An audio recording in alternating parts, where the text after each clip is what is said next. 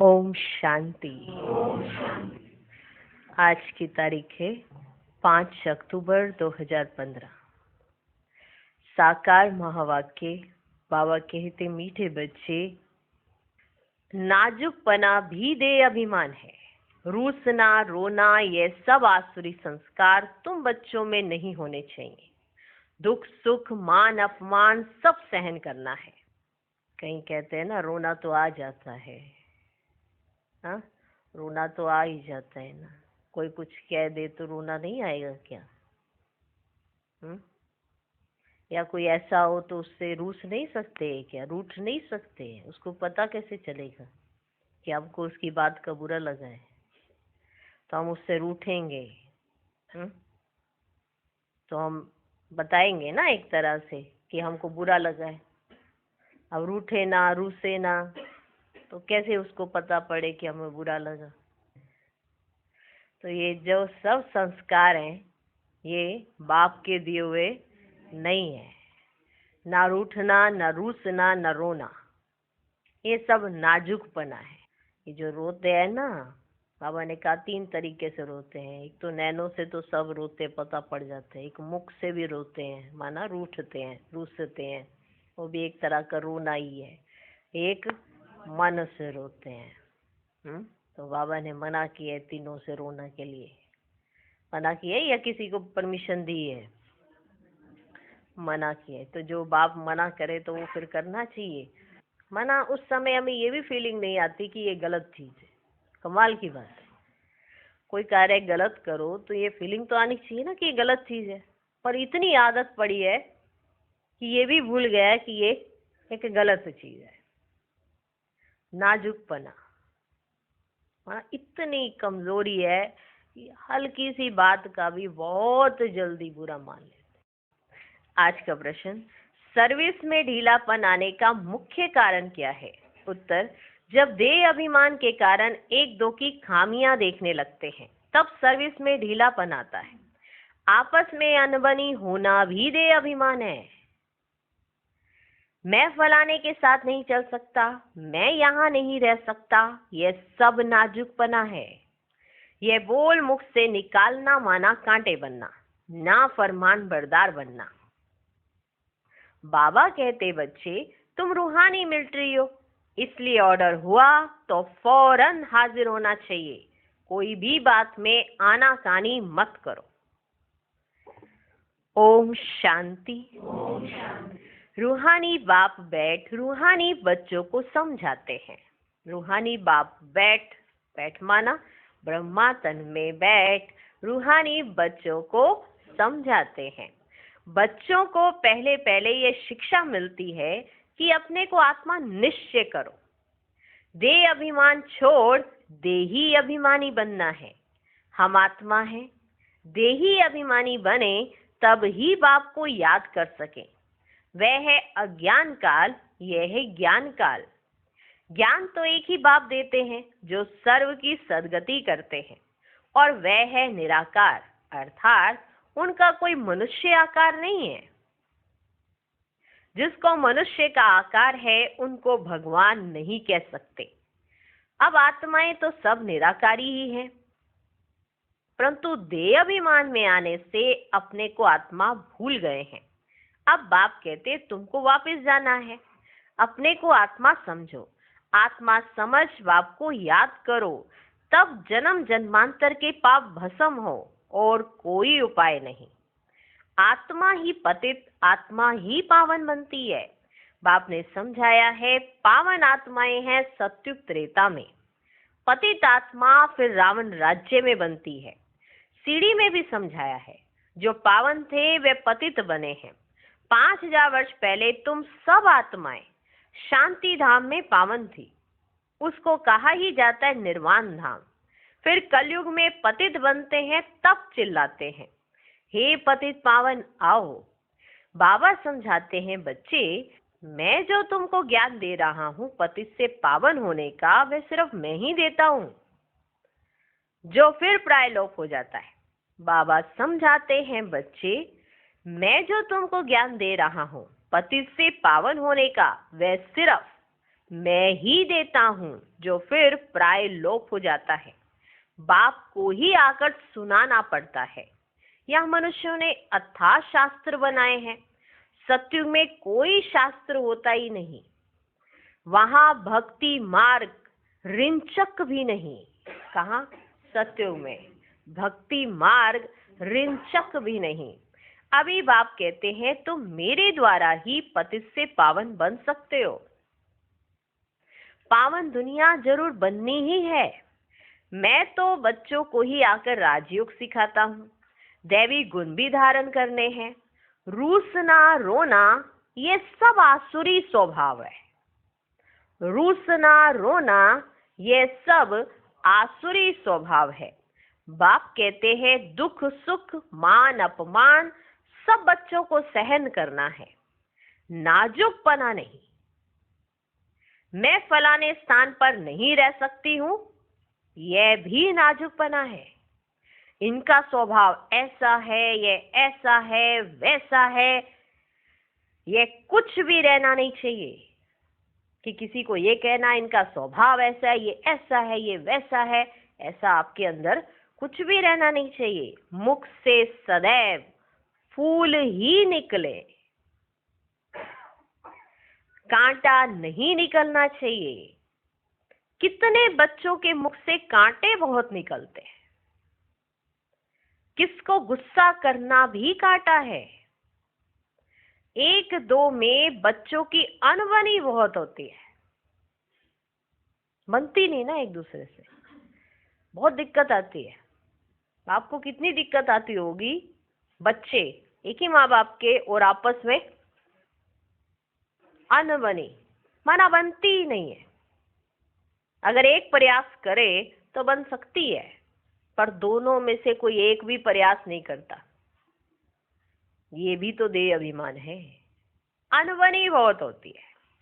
देह अभिमान होने कारण एक दो की खामियां देखते खुद में अनेक प्रकार की खामियां रह जाती है।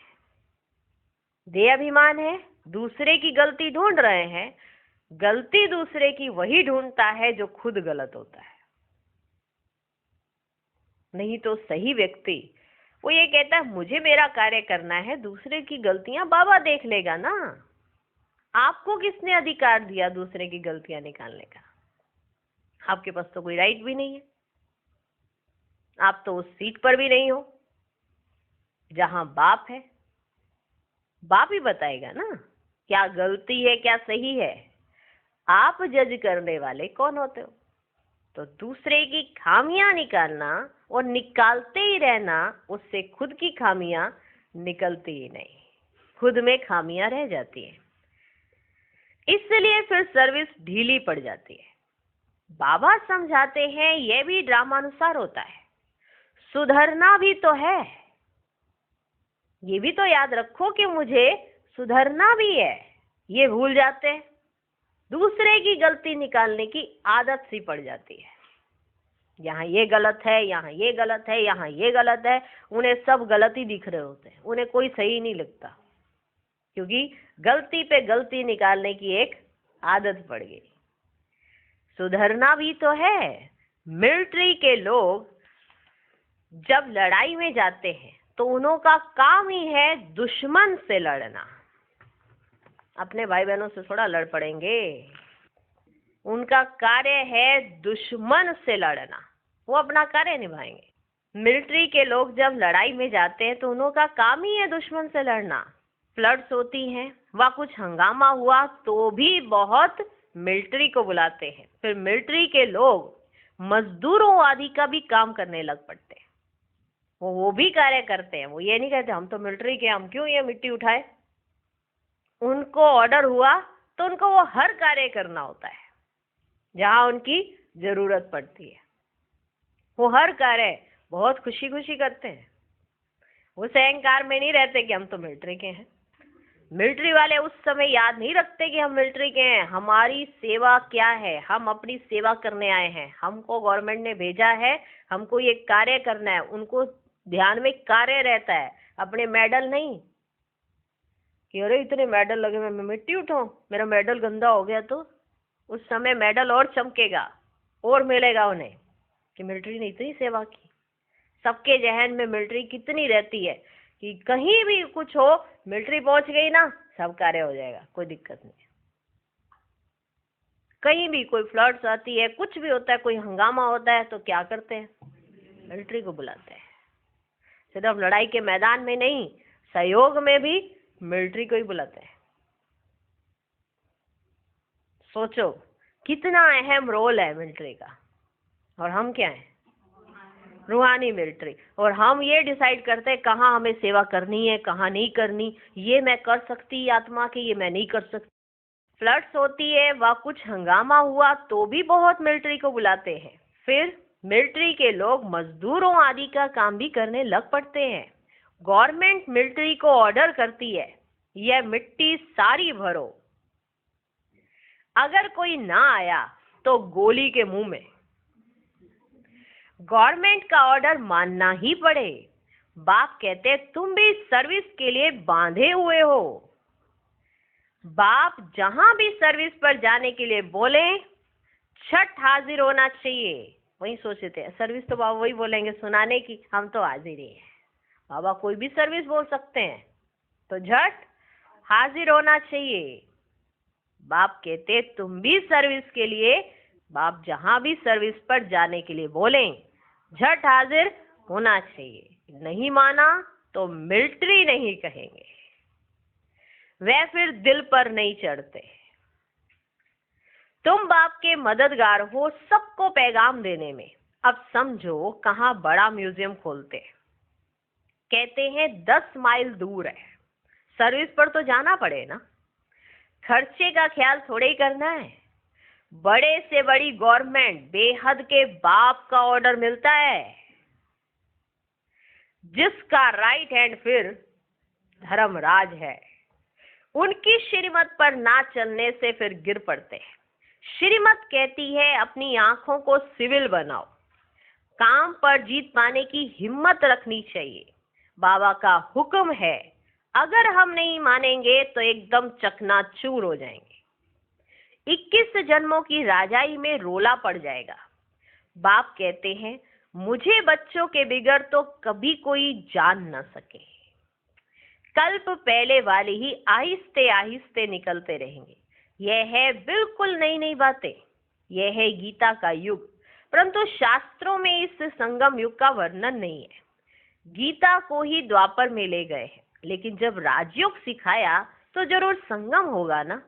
परंतु किसकी भी बुद्धि में ये बातें नहीं है। अभी तुम्हें ज्ञान का नशा चढ़ा हुआ है, मनुष्यों को है भक्ति मार्ग का नशा। कहते हैं भगवान भी आ जाए तो भी हम भक्ति नहीं छोड़ेंगे। यह उत्थान और पतन की सीढ़ी बहुत अच्छी है, तो भी मनुष्यों की आंखें नहीं खुलती हैं।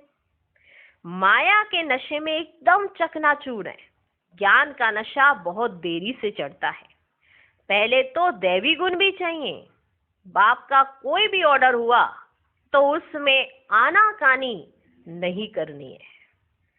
यह मैं नहीं कर सकता हूं, इसको कहा जाता है नाफरमान बरदार। श्रीमत मिलती है ऐसा ऐसा करना है, तो समझना चाहिए कि शिव बाबा की श्रेष्ठ मत है कि ऐसा ऐसा करना है। वह है ही सदगति दाता। दाता कभी उल्टी मत नहीं देंगे। बाप कहते हैं मैं इनके बहुत जन्मों के अंत में प्रवेश करता हूँ। इनसे भी देखो लक्ष्मी ऊंच चली जाती है। गायन भी है, फीमेल को आगे रखा जाता है। पहले लक्ष्मी फिर नारायण, यथा राजा रानी तथा प्रजा हो जाती है। तुमको भी ऐसा श्रेष्ठ बनना है। इस समय तो सारी दुनिया में रावण राज्य है। सभी कहते राम राज्य चाहिए। अब है संगम। जब इन लक्ष्मी नारायण का राज्य था तो रावण राज्य नहीं था। फिर चेंज कैसे होती है ये कोई नहीं जानते। सभी घोर अंधियारे में है। समझते हैं कलयुग तो अभी छोटा बच्चा रेगड़ी पहन रहा है, तो मनुष्य और ही नींद में सोए हुए हैं। यह रूहानी नॉलेज रूहानी बाप ही रूहों को देते हैं। राजयोग भी सिखलाते हैं। श्री कृष्ण को रूहानी बाप नहीं कहेंगे। वे ऐसे नहीं कहेंगे कि हे रूहानी बच्चों। श्री कृष्ण ऐसे नहीं कहेंगे हे रूहानी बच्चों। यह भी लिखना चाहिए रूहानी नॉलेजफुल बाप स्पिरिचुअल नॉलेज रूहानी बच्चों को देते हैं। बाप समझाते हैं दुनिया में सभी मनुष्य हैं, दे अभिमानी, मैं आत्मा हूं ये कोई नहीं जानते हैं। बाप कहते हैं किसकी भी आत्मा लीन नहीं होती है। अभी तुम बच्चों को समझाया जाता है दशहरा दीपावली क्या है। आपको हर बात का अर्थ मालूम है। जितने भी त्योहार होते हैं उन सब त्योहारों का अर्थ मालूम है।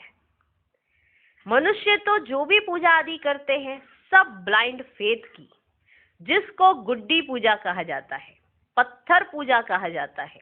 अभी तुम पारस बुद्धि बनते हो तो पत्थर की पूजा नहीं कर सकते हो। चित्रों के आगे जाकर माथा टेकते हैं, कुछ भी समझते नहीं। कहते भी हैं ज्ञान, भक्ति और वैराग्य। ज्ञान आधा कल्प चला, फिर भक्ति शुरू हुई। अब तुमको ज्ञान मिलता है तो भक्ति से वैराग्य आ जाता है। ज्ञान मिला तो भक्ति से वैराग्य आ जाता है। ये दुनिया ही बदलती है। कलयुग में भक्ति है, सतयुग में भक्ति होती नहीं, वहां है ही पूज्य। बाप कहते हैं बच्चे तुम माथा क्यों टेकते हो? आधा कल्प तुमने माथा भी घिसाया, पैसे भी गवाए, मिला कुछ नहीं। माया ने एकदम माथा मोड़ लिया है, कंगाल बना लिया है। फिर बाप आकर सबका माथा ठीक कर देते हैं। अभी आहिस्ते आहिस्ते कुछ यूरोपियन लोग भी समझते हैं। बाबा ने समझाया है ये भारतवासी तो बिल्कुल तमोगुनी बन गए हैं। वे और धर्म वाले फिर भी पीछे आते हैं तो सुख भी थोड़ा दुख भी थोड़ा मिलता है। भारतवासियों को सुख बहुत तो दुख भी बहुत है। शुरू में ही कितने धनवान एकदम विश्व के मालिक होते हैं। और धर्म वाले कोई पहले थोड़ी धनवान होते हैं। पीछे वृद्धि को पाते पाते अभी आकर धनवान हुए हैं।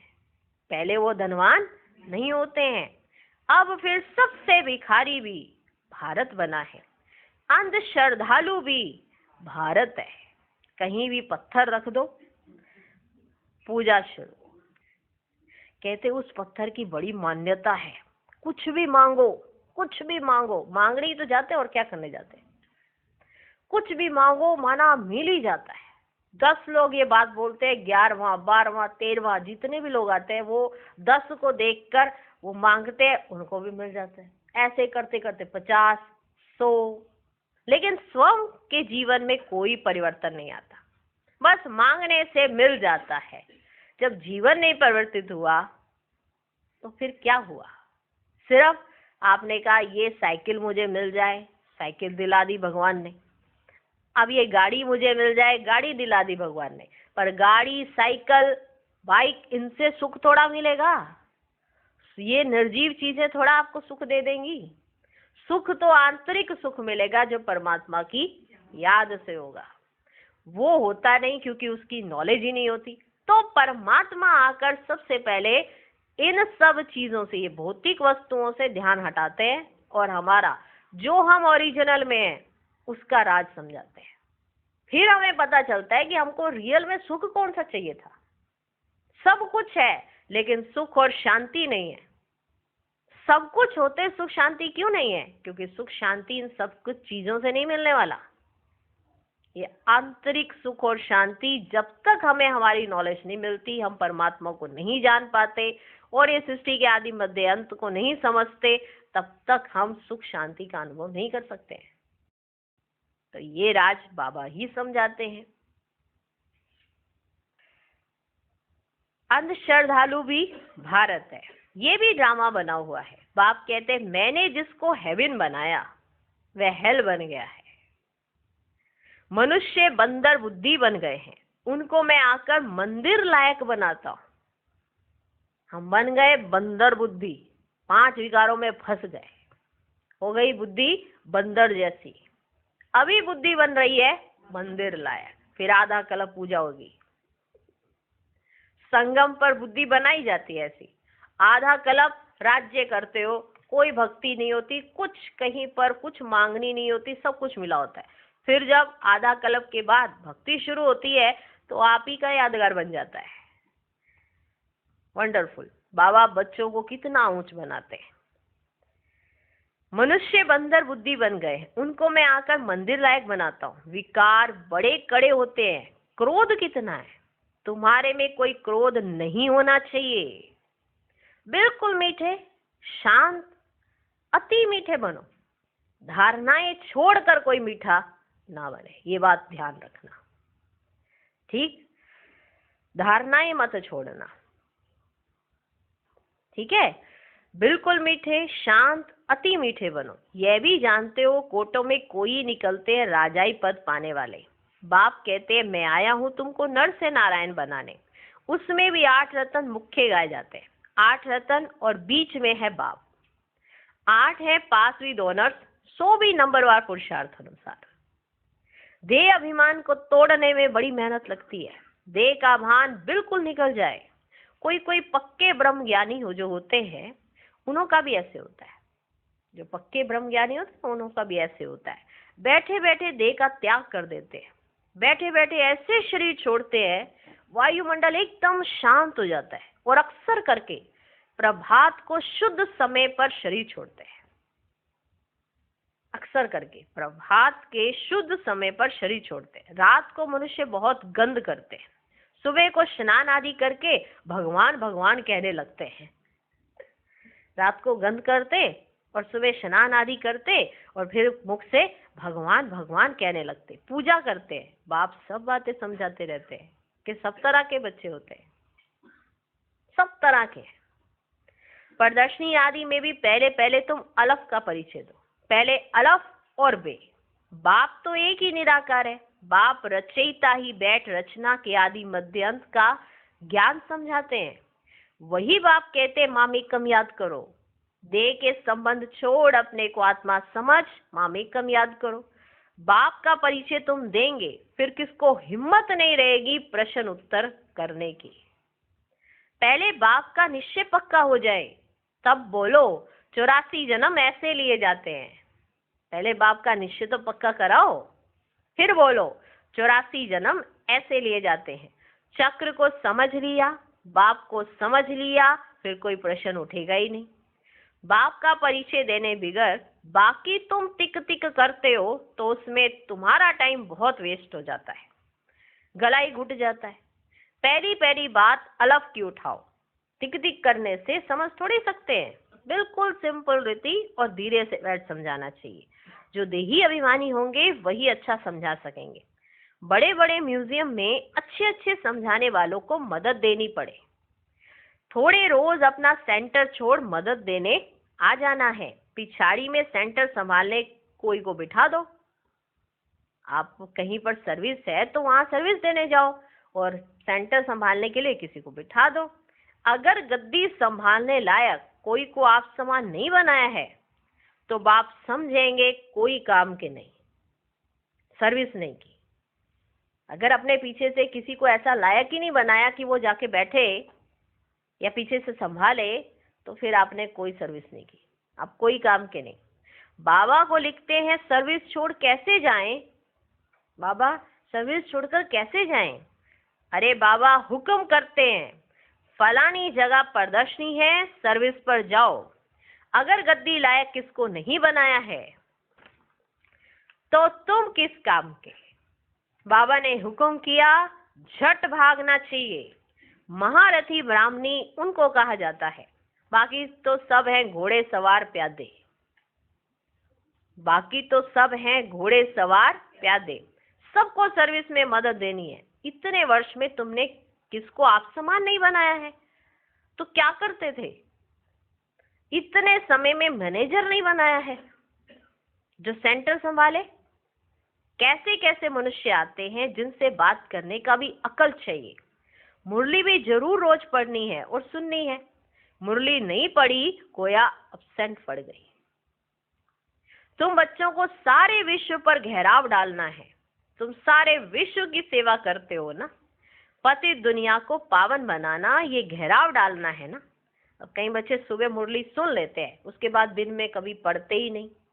मुरली तो पढ़नी चाहिए ना, है ना। जो पढ़ेंगे कम से कम पता तो रहेगा ना। तो सुनने के साथ पढ़ना भी जरूरी है, तभी तो पता रहे कि बाबा ने क्या कहा आज। समझ में आया? क्योंकि सुनते हुए तो 2 लाइनें सुनी, तीसरी लाइन पे कहीं घूमने चले गए, फिर चौथी लाइन पर आए और 5वीं 6ठी लाइन के लिए कहीं और ही निकल लिए। कल तो ये हुआ था, परसों ये हुआ था, आज ऐसा करेंगे, आज ये वाली सर्विस कर ही लेंगे, चलो छोड़ो, कितने दिनों से पेंडिंग पड़ी हुई है। पता नहीं, मैंने तो करी थी सर्विस, फिर ऊपर से आ गए थे वो, इन्होंने मना कर दी थी। कोई नहीं, फिर भी बाबा ने कह ही दिया ना कि रूठना नहीं है, तो कर ही लेते हैं। बाबा आगे सत्युग में भी लेके जा रहा है और वो यही चल रहा पूरा मुरली में। तो इसीलिए जब मुरली सुनते हैं तो कई बार कुछ शब्द इधर उधर हो जाते हैं, तो बाद में जरूर पढ़नी चाहिए। मुरली नहीं पढ़ी, गोया एब्सेंट पड़ गई। तुम बच्चों को सारे विश्व पर घेराव डालना है, तुम सारे विश्व की सेवा करते हो ना, पति दुनिया को पावन बनाना, ये घेराव डालना है ना, सभी को मुक्ति, जीवन मुक्ति धाम का रास्ता बताना है, दुख से छुड़ाना है। अच्छा, मीठे मीठे सिक्की लधे बच्चों प्रति माता पिता बाप दादा का याद प्यार और गुड मॉर्निंग। रूहानी बाप की रूहानी बच्चों को नमस्ते। हम रूहानी बच्चों की भी रूहानी बाप को नमस्ते नमस्ते नमस्ते, good morning good morning good morning. धारणा के लिए मुख्य सार, पहला पॉइंट, बहुत मीठे, शांत, अति मीठे स्वभाव का बनना है, कभी भी क्रोध नहीं करना है, अपनी आंखों को बहुत बहुत सिविल बनाना है। दूसरा पॉइंट, बाबा जो हुक्म करे उसे फौरन मानना है, सारे विश्व को पति से पावन बनाने की सेवा करनी है, अर्थात घेराव डालना है। आज का वरदान, 3 प्रकार की विजय का मेडल प्राप्त करने वाले सदा विजयी भव। विजय माला में नंबर प्राप्त करने के लिए पहले स्व पर विजयी, फिर सर्व पर विजयी और फिर प्रकृति पर विजयी बनो। जब ये 3 प्रकार की विजय के मेडल प्राप्त होंगे तब विजय माला का मन का बन सकेंगे। स्व पर विजयी बनना अर्थात अपने व्यर्थ भाव, स्वभाव को श्रेष्ठ भाव, शुभ भावना से परिवर्तन करना। जो ऐसे स्व पर विजयी बनते हैं वही दूसरों पर भी विजय प्राप्त कर लेते हैं। प्रकृति पर विजय प्राप्त करना अर्थात वायुमंडल, वाइब्रेशन और स्थूल प्रकृति की समस्याओं पर विजयी बनना। आज का स्लोगन, स्वयं की कर्मेंद्रियों पर संपूर्ण राज्य करने वाले ही सच्चे राजयोगी हैं। ओम शांति।